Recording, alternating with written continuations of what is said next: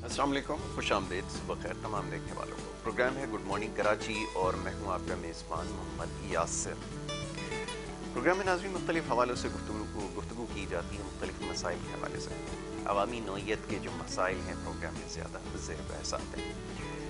ماہ مبارک کا سلسلہ جاری ہے اور اس کی مناسبت سے جو سوالات موصول ہو رہے ہیں، کوشش یہی ہے کہ اس کے اوپر پروگرام میں گفتگو کی جائے۔ بہرحال میں ہمیشہ یہ بات دہرا رہا ہوں کہ پروگرام کا مینڈیٹ چونکہ یہ نہیں ہے، اس لیے کوشش یہ کرتے ہیں کہ جمعے کے دن خاص طور پہ ایک خصوصی نشست کا اہتمام کیا جائے جس میں تمام سوالوں کو شامل کیا جائے۔ اس کے ساتھ ساتھ جو دیگر مسائل ہیں، اس وقت جو جاری سیاسی صورتحال ہے، اس کے اوپر بات کرنا ضروری، اور اس کی مناسبت سے بھی پیغامات موصول ہو رہے ہیں۔ دیکھنے والے چاہتے ہی ہیں کہ اس کے اوپر صبح کے وقت ہلکے پھلکے انداز میں گفتگو کی جائے، اور یقیناً جو رات میں جو پروگرام جتنے بھی آپ چینلز پہ دیکھتے ہیں، سیاسی معاملات کے اوپر ہی بات ہو رہی ہے، معاملات جو ہیں وہ زیر بحث آ رہے ہیں، لیکن صبح کے وقت اس کو ڈسکس کرنے کا مقصد یا مصرف یہ ہے کہ لوگوں تک آگہی پہنچائی جائے۔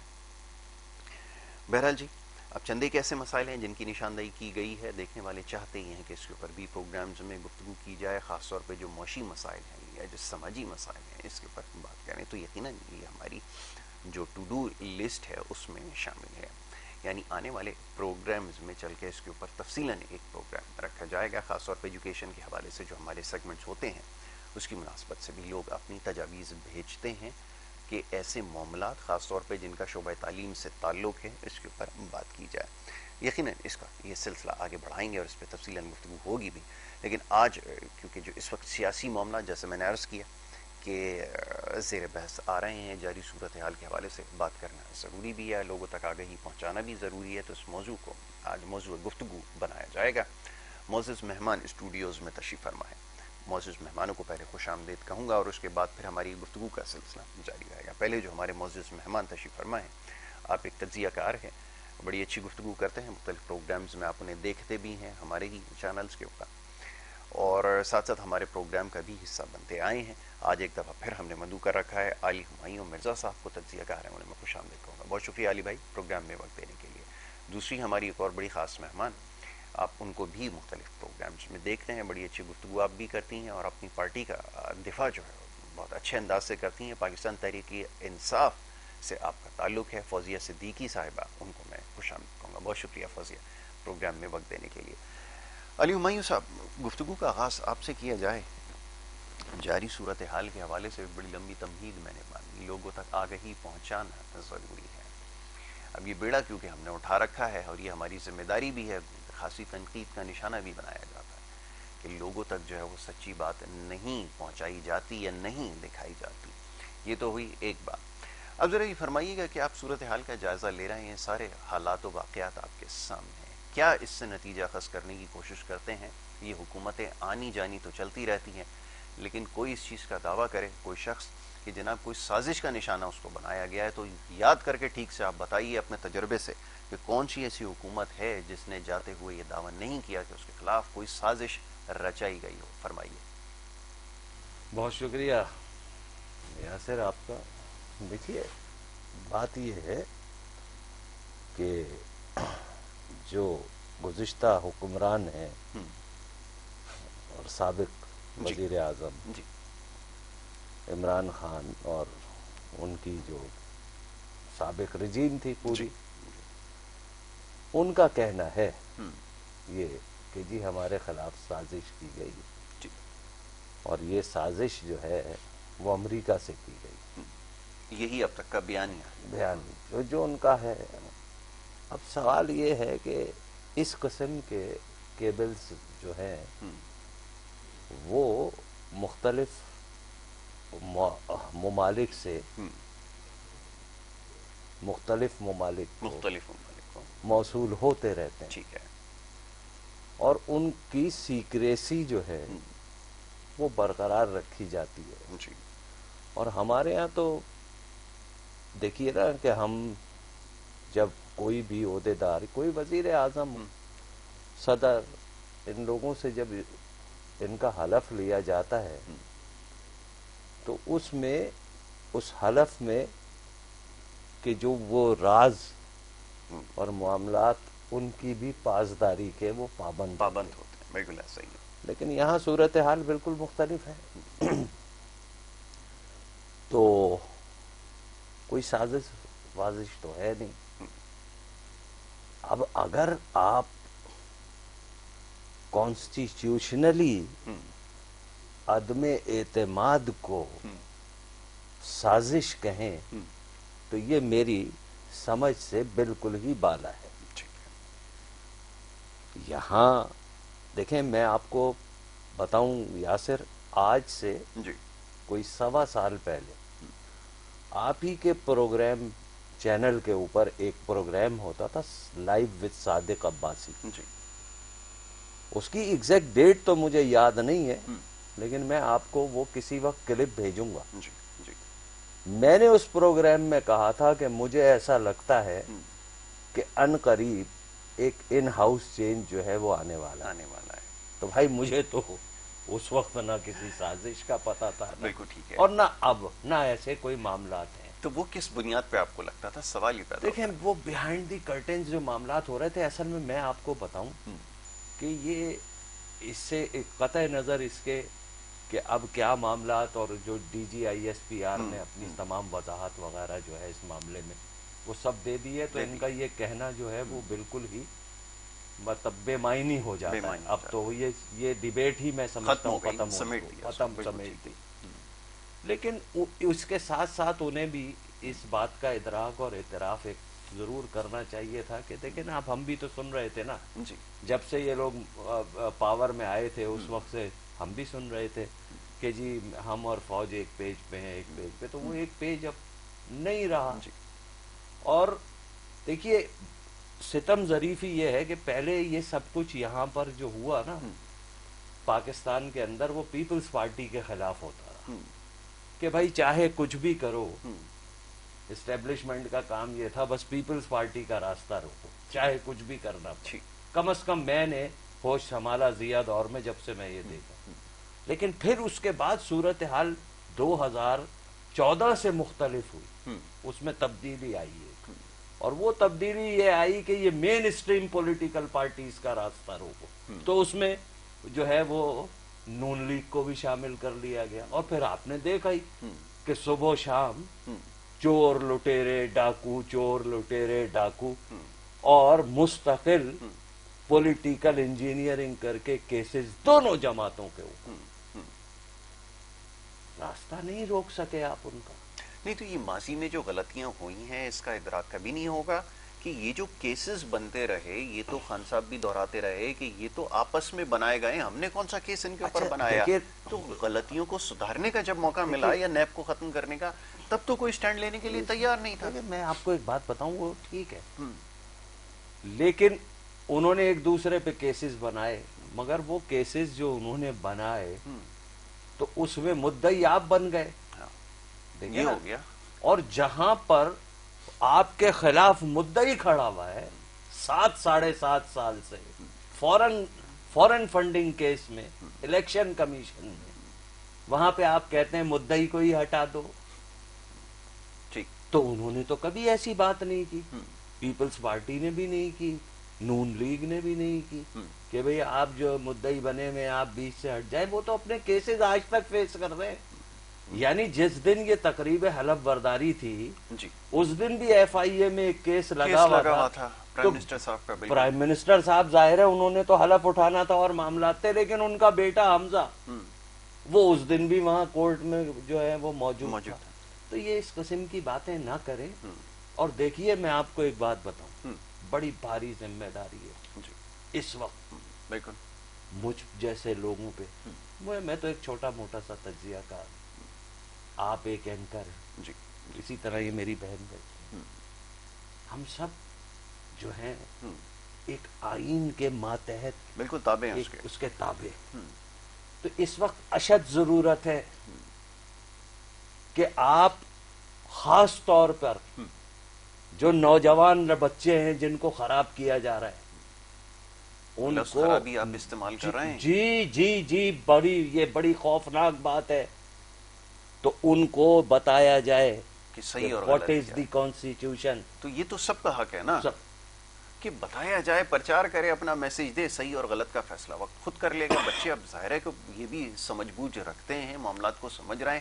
یہ الگ بات ہے کہ ماضی سے واقف نہیں ہے میں آپ کو یا اس کا مطالعہ شاید نہیں کیا. میری مطالعہ نہیں ہے. اب آپ نے بات کی. اچھا دیکھیے یہ ذمہ داری ہے اس وقت جو ہمارے انٹلیکچوئل لوگ جی یہ بات آپ کی درست ہے. میں یہاں یہ ذمہ داری ہے اینکر پرسنز, سچائی ان کو بتائیں کہ ذمہ ماضی میں داری جو ہے کچھ ہوتا تجزیہ ہے کاروں بالکل کی, یہ ذمہ داری ہے پولیٹیکل پارٹیز کی اور پولیٹیکل پارٹیز کے اسٹوڈنٹ ونگز کی سب سے زیادہ کہ وہ اب جو ہے اپنے تعلیمی اداروں میں, کالجز میں, یونیورسٹیز میں سیمینارز کرائیں. بہت اچھی بات ہے. What is the constitution. Exactly بالکل ایسا ہونا چاہیے تاکہ ان کو پتہ چلے. ایسا ہی ہے.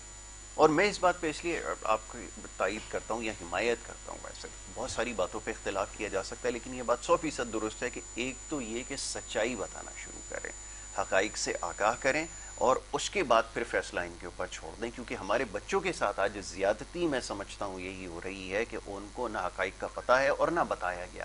جب لیڈران جھوٹ بولیں گے, ماضی کی غلط تصاویر کو پیش کریں گے اور اپنے مفاد کے لیے استعمال کریں گے تو پھر نتیجہ یہ نکلے گا کہ اندھی تقلید ہوگی جس کا نقصان ملک کو ہو رہا ہے. تو میں ذرا اپنی بہن سے اس بارے میں ذرا سوال کروں گا. ذرا فوزیہ اب یہ بتائیے گا, وہ بہت ساری چیزیں ہوتی ہیں جیسے ابھی کہا کہ کسی بھی ہم بلڈنگ کی بنیاد رکھتے ہیں تو کوشش کرتے ہیں کہ اس کی فاؤنڈیشن مضبوط ہو, لیکن بہت آسان کر کے آپ سے پوچھوں گا جب فاؤنڈیشن اس کی بنیاد جھوٹ کے اوپر کھڑی ہوگی تو یہ ہم سنتے آئے ہیں, تاریخ سے ہمیں یہ پتہ چلا ہے, ہمارے مشاہدات میں یہ چیز شامل ہے کہ کوئی چیز جھوٹ پر اگر کھڑی ہوگی تو زیادہ دیر نہیں چل سکتی. فرمائیے گا کہ لیڈرشپ سے کبھی اس بارے میں بات ہوتی ہے کہ آپ سچائی کا راستہ اختیار کریں, بچوں کو, ینگسٹرز کو, لوگوں کو, اپنے چاہنے والوں کو سچی بات بتائیں, تو پھر ہماری جو یہ فالوئنگ ہے جس کو ہم نے جیسے تیسے کر کے کیا ہے, اس کے لیے ہمیں بڑی تگ و دو کرنی پڑی ہے, اس کی ضرورت نہیں ہوگی, ہم حق کے راستے پہ ہوں گے, لوگ ہمارے ساتھ خود بخود چل پڑیں گے. فرمائیے گا. تھینک یو یاسر, آپ نے پروگرام میں انوائٹ کیا. سب سے پہلے تو میں ایک بات یہاں پہ یہ کہنا چاہوں گی کہ پورے پاکستان میں اگر ہم یہ سمجھتے ہیں کہ پورے پاکستان کی عوام ان اویئرڈ ہے یا وہ لاجیکل نہیں ہے یا وہ پڑھے لکھے اس طرح سے نہیں ہے کہ جن کو تاریخ اور ہسٹری کا اپنی نہیں معلوم ہو, تو مجھے یہ بتائیں کہ پوری دنیا کے اندر جتنا پاکستانی اس وقت موجود ہے کیا وہ سارے بے وقوف ہیں؟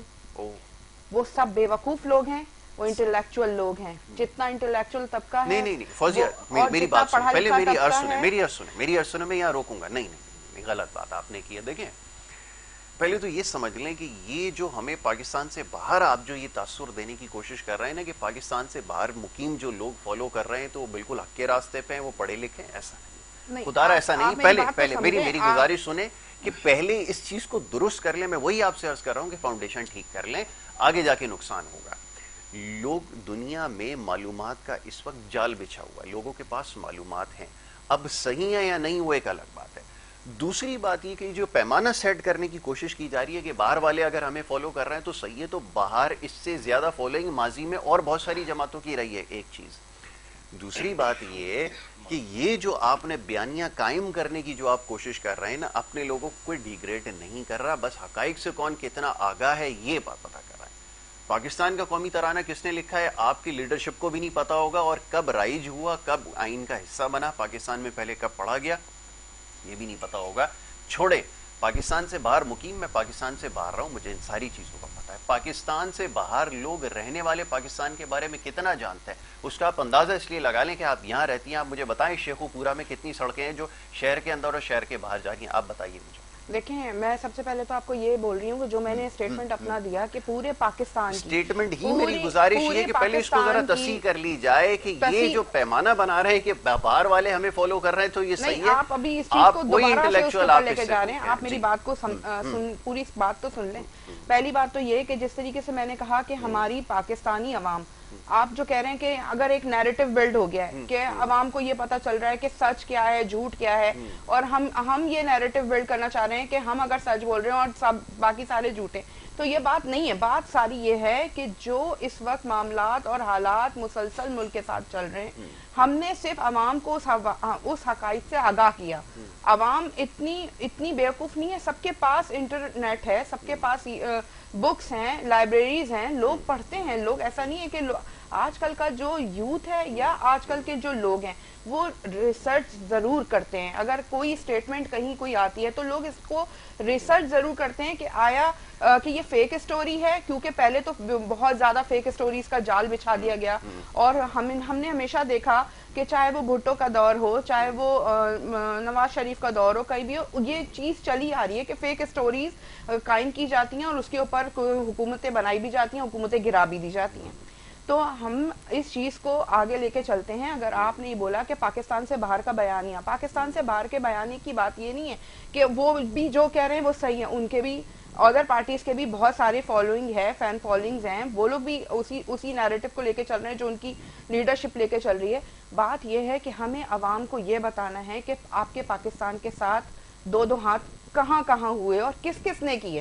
ہمیں یہ بتانا ضروری ہے کہ پچھلی حکومتوں میں آپ کے پاس میڈیا اتنا اسٹرانگ نہیں تھا. ابھی آپ کے ساتھ کس نے ہاتھ کیا، چلیں نام لیں ان کا. دیکھیں ہمارے ساتھ تو جو ہوا، جو ساری چیزیں ہو رہی ہیں، واضح طور پہ جو ہے وہ امریکہ جو ہے اس میں انوالو نظر آ رہا ہے. اور جس طریقے کی چیزیں آپ دیکھ رہے ہیں جو ان کا بیانیہ آ رہا ہے جو امریکہ کی طرف سے، نام کیوں نہیں لیا پھر؟ لیڈرشپ نے بالکل نام لیا. عمران خان صاحب نے واضح نام لیا. نہیں لیا عمران خان صاحب یہاں آپ غلطی کر رہی ہیں نا. دیکھیں میری گزارش سنیں، میری گزارش سنیں. میں آپ کی بات سے چاہے اتفاق نہ کروں، ٹی وی کے اوپر وہ روزانہ کی بنیاد پر قوم سے خطاب کر رہے تھے، ایسا ہی ہے نا.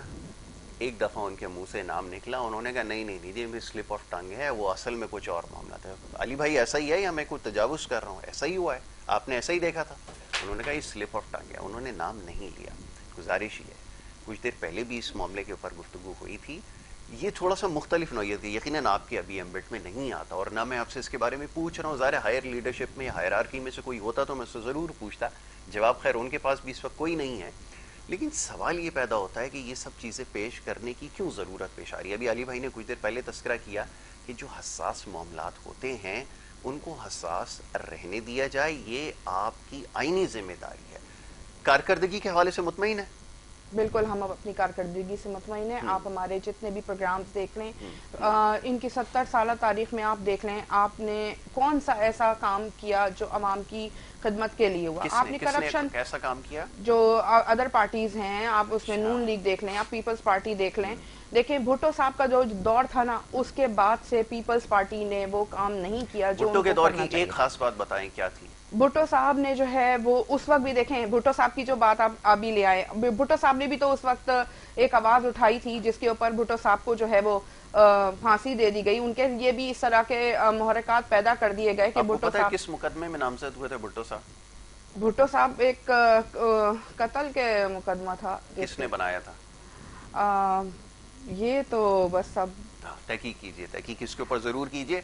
علی بھائی اب یہ آج کل کی جو خیر نئی نسل ہے ان کا قصور نہیں ہے، جیسے بہن میری ابھی کہہ رہی تھی کہ وہ تحقیق کرتے ہیں. میں ان کی بات سے اختلاف کرتا ہوں، میں اتفاق نہیں کرتا. باقی باتیں یقیناً ان کی ہوں گی، لیکن انہوں نے یہ کہا کہ ہم اپنی کارکردگی سے مطمئن ہیں.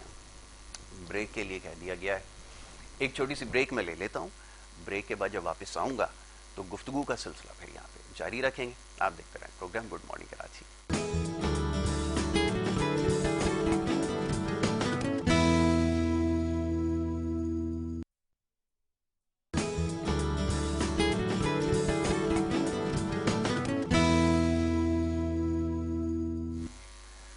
پروگرام میں آپ کو ایک دفعہ پھر خوش آمدید کہتے ہیں. بریک پہ جانے سے پہلے گفتگو کا سلسلہ جاری تھا.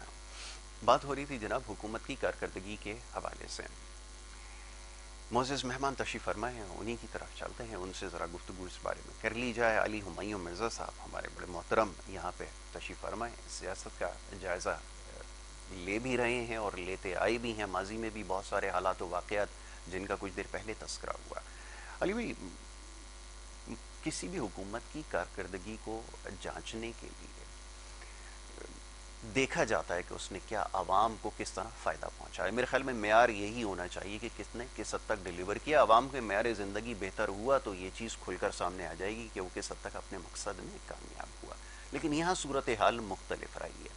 ماضی میں بھی حکومتیں دعوے کرتی آئیں کہ عوام کا معیار زندگی بہتر کیا, لیکن کوئی ایسے خاطر خواہ اقدامات نہیں ہوئے. سچائی یہ ہے کہ لوگوں کا جو حالت اظہار ہے, زندگی کا گزارنے کا جو طریقہ ہے, جو مسائل تھے, سطحی مسائل نہیں حل ہو سکے.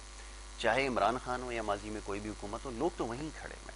اب جیسے انہوں نے کہا کہ ہم مطمئن ہیں, فرمائیے گا آپ کس طرح دیکھتے ہیں ساری صورتحال کو؟ دیکھیں, میں آپ سے عرض کروں کہ یہ مطمئن ہیں, مطمئن وہ لوگ ہیں جو کہ ظاہر ہے کسی بھی جماعت کے اندر وہ کچھ ایسے ڈائی ہارٹ قسم کے لوگ ہوتے ہیں کہ آپ کچھ کریں نہ کریں بس آپ صحیح ہیں. آپ نے ماضی میں دیکھے نا, یہاں پر ایک جماعت تھی ایم کیو ایم کے نام سے, آپ کو پھر وہ ایم کیو ایم لندن ہو گئی ہے. تو جو صورتحال اس وقت ہے, ظاہر ہے اس دیکھیے نا ان کو کتنی بڑی پذیرائی تھی اس شہر کے اندر, اور یعنی لوگوں کو چڑیوں کی آوازیں سنوائی ہیں لاکھوں کے مجمع میں, یہ سب کچھ ہوا ہے یہاں پر. تو وہ بیسیکلی وہ ایک ڈکٹیٹر والی تھاٹ تھی. تو وہ تو کراچی میں تھی. ابھی کوشش یہ کی جا رہی تھی اور ہے اس وقت کہ اسی قسم کی ایک جماعت جو ہے وہ پورے پاکستان میں کھڑی کی جائے. اور دیکھیں, میں یہ سمجھتا ہوں کہ یہ جو اول تو لوگ کوئی ان کو نیازی کہتا ہے, کوئی کچھ کہتا ہے.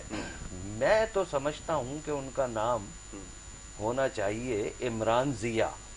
اچھا جی ڈکٹیٹر سے جی ملا رہے ہیں. جی جی میں آپ کے پروگراموں میں کیا, میں دیگر پروگرامز میں مختلف چینلز کے اوپر میں تو کہتا آ رہا ہوں, 2-2.5 سال سے کہہ رہا ہوں کہ وہ ایک ڈکٹیٹر کی طرح ایکٹ کر رہے ہیں. کیوں, کیا سیاسی جماعت نہیں ہے, ایک سیاسی کوشش نہیں؟ بالکل نہیں ہے. میں نے ہمیشہ کہا ایک طویل جدوجہد کے بعد یہاں تک اس مقام پر پہنچے. یاسر میری بات سننے, میں نے ہمیشہ کہا اور میں آج بھی اس پہ قائم کہ پولیٹیکل فورسز کے سامنے نان پولیٹیکل لوگوں کو لا کے کھڑا کر دیا گیا. اچھا, اور وہ اس کے ثمرات جو ہیں وہ پاکستان کی قوم اب بھگت رہی. نان پولیٹیکل لوگ, یہ بالکل نان پولیٹیکل لوگ تھی. اور بھائی میرے خیال میں آدھا درجن دفعہ ایسا ہوا ہوگا جو اسمبلیوں کا حصہ رہے. بھائی میری آپ عرض سن لیں نا, نان پولیٹیکل فورس ہے یہ. ان کا سیاست سے کسی قسم کا دور دور سے واسطہ نہیں ہے. یہ ایک ڈکٹیٹر کی پیداوار ہے جو یہ مستقل یہ صاحب فرماتے تھے. یہ کون سی جماعت ہے جس کے اوپر یہ اسٹیمپ نہیں لگا ہوا؟ کون سی ایسی جماعت ہے؟ دیکھیں میرے بھائی, میری بات سنیں, یہ کہنا, یہ کہہ دینا بڑا آسان ہے. تو یہاں پر ایسے ایسے لوگ آئے. اب شہید ذوالفقار علی بھٹو کی بات ابھی میری یہ بہن نے کی. شہید ذوالفقار علی بھٹو, ان کے لیے بھی کہتے ہیں کہ وہ ایوب خان کی نرسری سے آئے تھے. بالکل آئے تھے بھائی, کہتے ہیں نا, بالکل آئے تھے. چلیے, تو ان کے اندر اتنی جرت تھی کہ انہوں نے ان سے بغاوت کر کے عوام میں آئے, وہاں پذیرائی حاصل کی, سمجھ رہے ہیں, اور نہ صرف پذیرائی حاصل کی, ڈیلیور کیا. مین سٹریم تک تو لے کر آئے نا. میری درخواست سن لیجئے, ملک بھی توڑ ڈیلیور کیا. اور ایک وقت آیا تو ڈکٹیٹرز کی آنکھوں میں آنکھ ڈالی, عوام کے حقوق پہ سودے بازی نہیں کی, پھانسی کا پندہ جو ہے وہ چوم لیا, لیکن ملک بھی توڑ دیا. تو دیکھیے, میں بالکل نہیں توڑا, یہ بالکل غلط ہے, بالکل توڑا. بالکل آپ کو کچھ پتہ ہی نہیں ہے. معذرت کے ساتھ آپ نہ کریں ایسی بات, یہاں اتنا وقت نہیں ہے, ورنہ میں آپ کی پورا آپ کو سمجھاؤں گا. پروگرام کے بعد بیٹھ جائیے گا, انشاءاللہ آپ کو سمجھ میں آ جائے گی. اس طرف ابھی نہیں, روزہ لگ رہا ہے حضرت تھوڑا سا. بالکل بالکل نہیں, مجھے روزہ نہیں لگ رہا. دیکھیے آپ کی ساری بات سنتا رہا ہوں نا, کیوں آپ مطلب ابھی تو ہم نے تو بات ہی نہیں کی ہے, آپ لوگ بولنے ہی نہیں دے رہے, آپ بات ہی نہیں کرنے دے رہے, ملائن نہ کریں, بات یہ نہیں کر رہے ہیں آپ لوگوں کا کہ آپ سننا ہی نہیں چاہتے. آپ بھی سن تو رہے ہیں, لیکن اب آپ غلط بات کریں گے کسی ایک پارٹی اور 2 پارٹیوں کی. آپ اگر نمائندے بن کر کے بیٹھے, تجزیہ تو آپ کے ایسے ہی ہیں کہ مطلب نیوٹرل بات کرنی ہے تو آپ کا کیا تعلق ہے ذوالفقار علی بھٹو سے؟ क्यों नाम ले रहे हैं आप उसका? बिल्कुल हम लेंगे, क्योंकि वो एक आदमी पैदा हुआ करेंगे इस दुनिया, इस पाकिस्तान के अंदर, वो पैदा हुआ, उसकी बेटी पैदा हुई, उन लोगों ने डिलीवर किया। मैं झूठ बोलूं? मेरा कोई ताल्लुक नहीं है, मगर मैं सच्ची बात तो करूंगा। आप ये कैसी बात कर रही हैं? ठीक है। अच्छा, दूसरी बात देखिए, मैं उनको, यानी ये कोई तरीका है कि आदमी एतमाद के जरिए आप निकाले गए, उसके बाद जो कुछ असेंबली में उस कासिम सूरी ने किया, वो किसी पॉलिटिकल आदमी ये काम कर सकता है? नहीं कर मुझे सकता, उसकी जस्टिफिकेशन नहीं है ना, क्योंकि ये तो खुद पहली दफा पार्लियामेंट का हिस्सा बने, उनको नहीं पता होगा रूल्स। वो होने के बाद सुप्रीम कोर्ट ने तमाम जमातों को सुना, उन्होंने पीपल्स पार्टी को भी सुना, उन्होंने नून लीग को भी सुना, उन्होंने पीटीआई को भी नहीं सुना, नहीं सुना पीटीआई और पीटीआई के 2 वकला को सुना, क्योंकि वो एक तो गए थे इमरान खान की तरफ से बाबा रामान, और दूसरे बैरिस्टर अली जफर जो सदर साहब की तरफ से पेश हुए।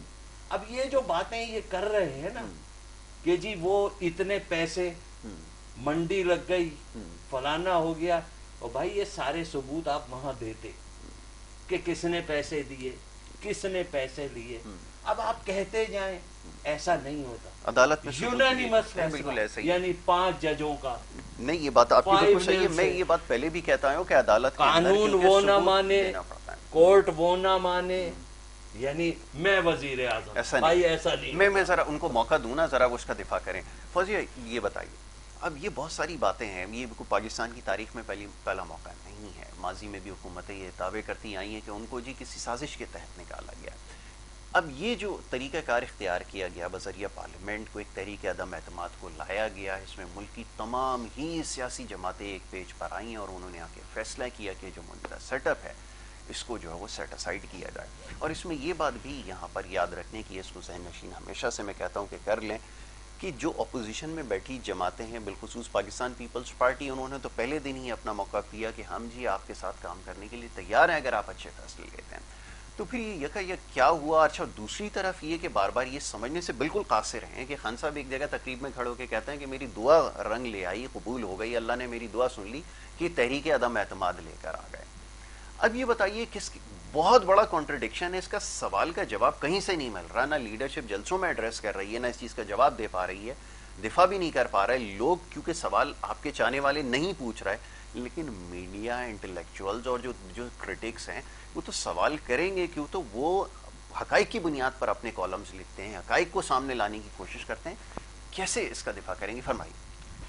देखिए, जिस तरीके से अगर ये जो आपके पास मार्च में 7 मार्च को आपके पास ये पैगाम मौसूल हो गया था, साइफर की सूरत में आपके पास आ गया था, तो आपको पता है OIC का इजलास पाकिस्तान ने उसकी मेज़बानी की, ठीक है। तो बहुत सारे मामलात ऐसे थे कि उसकी वजह से उसको प्रोलॉन्ग किया गया, और ये चीज़ DG ISPR से लेकर बाजवा साहब के साथ तमाम मीटिंग्स में ये बात की जा चुकी थी कि ये चीज़ आ गया, तो जिसकी वजह से OIC की वजह से कुछ चीज़ों को लिंगर ऑन किया गया कि थोड़ा इसको निकालते हैं, तो उसके बाद फिर इस पर बात करेंगे।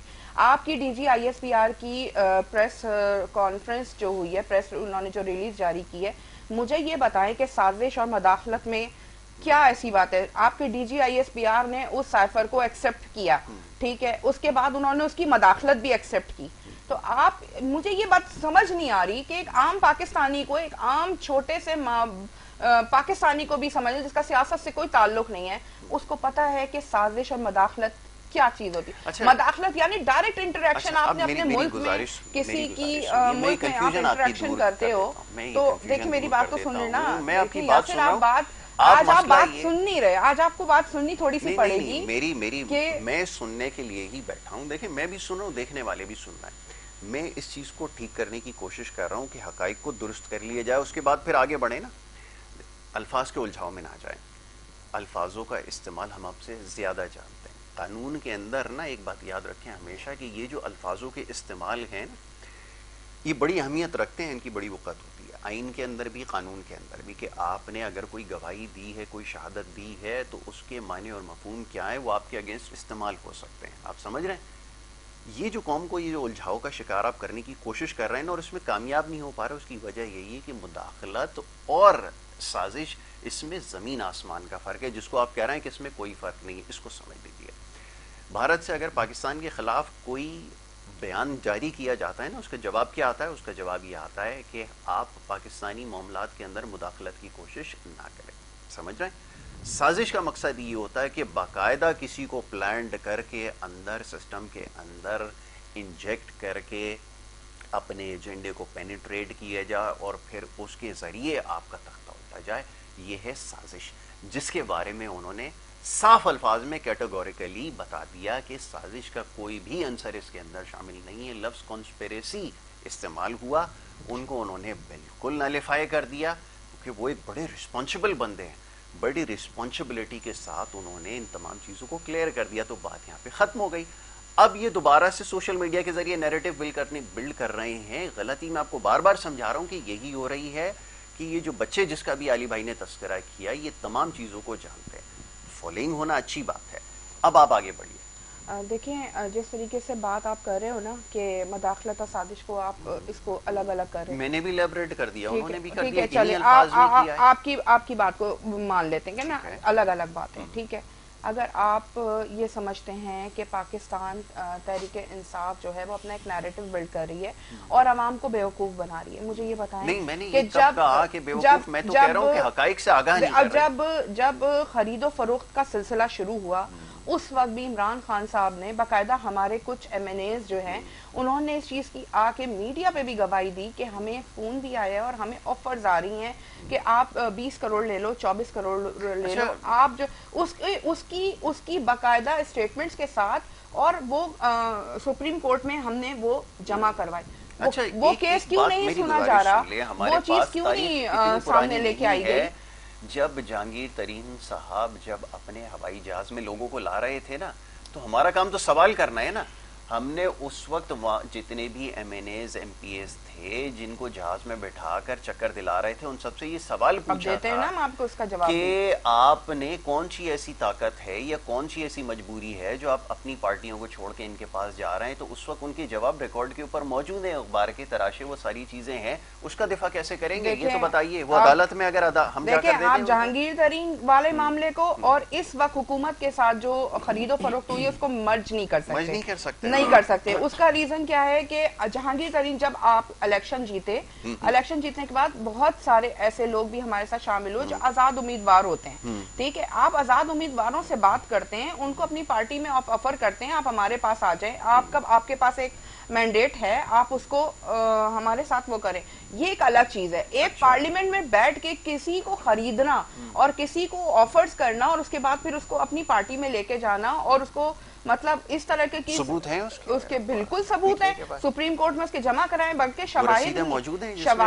دیکھیں ان چیزوں کی وہ نہیں ہوتے، لیکن جو ایم این ایز کو آفرز ہوئی میری بات سنیے، ہمارے پاس سپریم کورٹ میں ان کی اسٹیٹمنٹس موجود ہیں. میں آپ کو بتا رہا ہوں نا، عدالت کے اندر میری بات سنیں، نہیں سنیے آپ یہاں پہ غلطی کر رہے ہیں. عدالت کے اندر جب بھی مقدمہ لڑا جاتا ہے نا، غور سے سنیں، سب سنیں، جو جتنے بھی بچے آج کل کے یہ سنیں.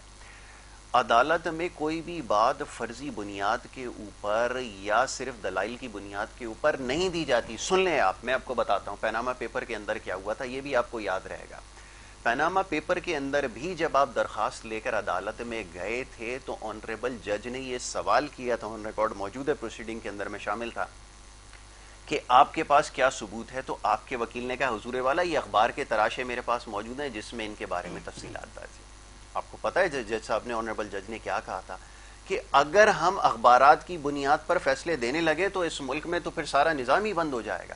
تو عدالت اخبار کے تراشوں کے اوپر نہیں چلتی. عدالت سنیے، میری گزارش سنیے، میں آپ کو بتا رہا ہوں عدالت کام کیسے کرتی ہے. ہماری بھی تو سنیے نا.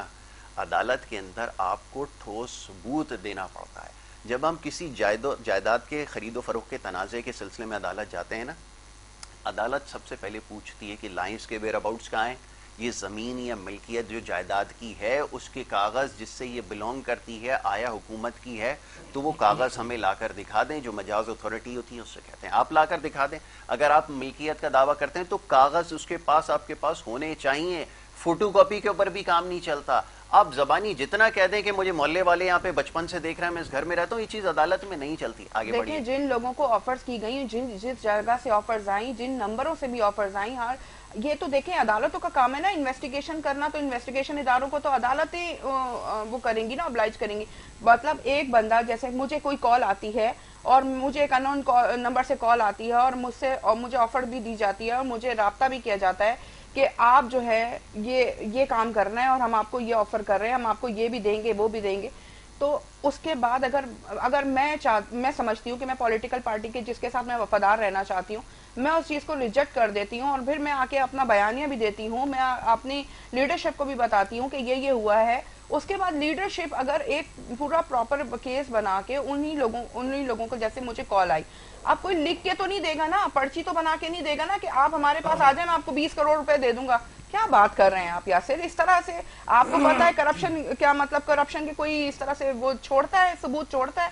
لیکن یہ اداروں کا کام ہے کہ کس وقت آپ کو کس جگہ سے کون سی کال آئی ہے، وہ چیزیں آپ کو وہ کرنی ہے. اور یہ عدالتوں کا کام ہے کہ وہ انویسٹیگیشن کروائیں. اب آپ کہہ رہے ہیں کہ ثبوت، اب ایک ہماری کافی ایم این ایز ہیں، خواتین بھی ایم این ایز ہیں جن کو باقاعدہ کالز آئیں، باقاعدہ بیٹھ کے آفرز کی گئیں کہ یہ آپ نے یہ کرنا ہے اور ہم آپ کو اگلے جو ہے وہ اس میں بھی ریزرو سیٹ بھی دیں گے اور آپ لوگ آ جائیں ادھر، اس طرف آ جائیں. تو وہ تو باقاعدہ ان کے آپ اسٹیٹمنٹس موجود ہیں، میڈیا پہ بھی ان کی اسٹیٹمنٹس موجود ہیں اور انہوں نے باقاعدہ وہ نمبرز بھی شو کیے، وہ بات بھی بتائی کہ ان سے کس جگہ پہ بیٹھ کے یہ بات کی گئی ہے. یقین کیجئے کہ یہ بات پارلیمنٹ ہاؤس میں چل رہی ہیں. میں آپ کی بات سے بالکل متفق ہو جاتا ہوں. آپ نے چلے بالکل ٹھیک کہا ہے، صحیح ہوا ہوگا. لیکن اگین پھر میں آپ کو ایک بات بتا دوں کہ کوئی بھی چیز ثابت کرنے کے لیے ثبوت کی ضرورت ہوتی ہے. آپ یہ ہمیشہ ثبوت تو عدالت میں میری ڈھونڈے نا. گزارش سنیں نا، میری گزارش سنیں. یہ ایک اصل میں ایک پریکٹس ایک بن گئی ہے. وہ پچھلی دفعہ جتنے کیسز نیب کے ذریعے بنے نا، اس کے اندر مسئلہ یہی تھا کہ ثابت مجھے خود کرنا. آپ کو پتہ نا ایک قانون میں اور نیب کے قانون میں پاکستان کے فرق یہ ہے کہ دوسرا قانون جو ایک ہے اس میں اگر میں آپ کے اوپر چوری کا الزام لگاتا ہوں، جو موجودہ قانون ہے، تو مجھے ثابت کرنا پڑے گا. ٹھیک ہے، اور پوری دنیا میں ہوتا یہی ہے کہ مجھے ثابت کرنا پڑے گا اگر میں آپ کو چور کہتا ہوں. لیکن یہاں ایک الٹی گنگا بہہ رہی تھی. خیر، ایک قانون بنایا گیا مشرف صاحب کے دور میں، یہ تو آپ کو پتہ ہوگا مشرف صاحب نے یہ نیب جو ہے وہ بنائی تھی. اور پھر اس میں جس کے اوپر الزام لگا اس کو خود ثابت کرنا پڑے گا جناب کہ میں نے جو ہے وہ چوری نہیں کی ہے. بہرحال یہ ایک الگ بات ہے. لیکن وہ کیسز چلتے رہے، وہ سب کچھ ہوتا رہا، پروسیڈنگز ہوتی رہیں، لیکن ان کا کیا نتیجہ نکلا وہ بھی سامنے ہے. لیکن آپ نے ان کو پہلے سے چور کی ان کے اوپر مہر لگا دی. ٹھیک ہے جی، جیسے آپ نے آصف علی زرداری صاحب کے اوپر، میں ان کا وکیل یا حمایتی نہیں ہوں، میں تو صرف ایک سوال کر رہا ہوں پاکستان کے تمام پولیٹیکل سیٹ اپ سے. نہیں، پاناما پیپرز میں یہ ساری چیزیں تو دنیا میں کی اسٹیٹمنٹس ہیں، یہ ہمارے تو نہیں تھی، یہ تو دنیا میں پہلے آئی تھی. ہم نے تو یہ اسٹیٹمنٹ جاری کی تھی. ایک منٹ علی بھائی، یہ بھی چیز اگر آپ ہم پہ ڈالیں گے تو تھوڑی ہوگا. پتہ نہیں، میں وہی سمجھنے کی کوشش کر رہا ہوں کہ میں کوشش کر رہا ہوں، میرے پاس بھی ہے. ہم آپ کی سمجھ میں، ہم وہ لوگ ہیں، ہم آپ کی سمجھ میں آنے والے لوگ نہیں ہیں. وجہ پتہ ہے کیا ہے؟ نہیں آنے والے آپ میں. دلیل کے اوپر بات کی، دلیل کے اوپر بات. میں بہت دیر سے جی بات سن رہا ہوں، میرے لیے قابل احترام. اچھا، مگر یہ کچھ بات کو سمجھیں تو. دیکھیے یہ بریڈ شیٹ، یہ پاناما، یہ اس قسم کے یہ عوام کے مسئلے نہیں. جی، میری بات کو سمجھیں. اب آپ عوام کے مسئلوں پہ آ گئے. میری بہن ذرا سی مسئلوں پہ آ گئے. ارے میری درخواست تو سن لیں نا آپ. میں آ رہا ہوں وہاں بھی. میں یہ کہتا ہوں کہ یہ عوام کے مسئلے نہیں ہے. عوام کا مسئلہ تھا روٹی روزگار کا. عوام کا مسئلہ وہ تھا جو آپ نے جھانسا دیا تھا کہ 1 کروڑ نوکریاں دوں گا، 50 لاکھ گھر دوں گا، وہ ان کو نہیں ملے. اچھا چلیے وہ تو نہیں ملے، چھوڑیے. وہ جو قوت خرید تھی لوگوں کی، جو روز مرہ کی اشیاء تھی، آپ نے وہ بھی لے کے ان سے ان کے دسترس سے باہر کر. اب کیا کریں، کورونا بھی آ گیا بیچ میں، بچوں کے حالات منہ پہلے بھی سے سازگار دودھ نہیں چھین تھے. لیا. ظلم کی انتہا کی ہے. ظلم کی انتہا تو یہ بھی ہوگی نا، آتے ہی 10 روپے چینی پہ بڑھا دیا جس کے اوپر بات کرتے تھے آپ لوگ. کیا علی بات بھائی کر رہے ہیں؟ مختصراً اب وقت بالکل ختم ہو گیا، بات کو سمیٹ لیں گفتگو کو. جی دیکھیں میری درخواست سن لیں. پاکستان کے اندر ان لوگوں کو سمجھنے کی ضرورت ہے، نہ صرف ان کو بلکہ تمام لوگوں کو، کہ جو کچھ بھی ہوگا وہ according to the constitution of Pakistan ہوگا.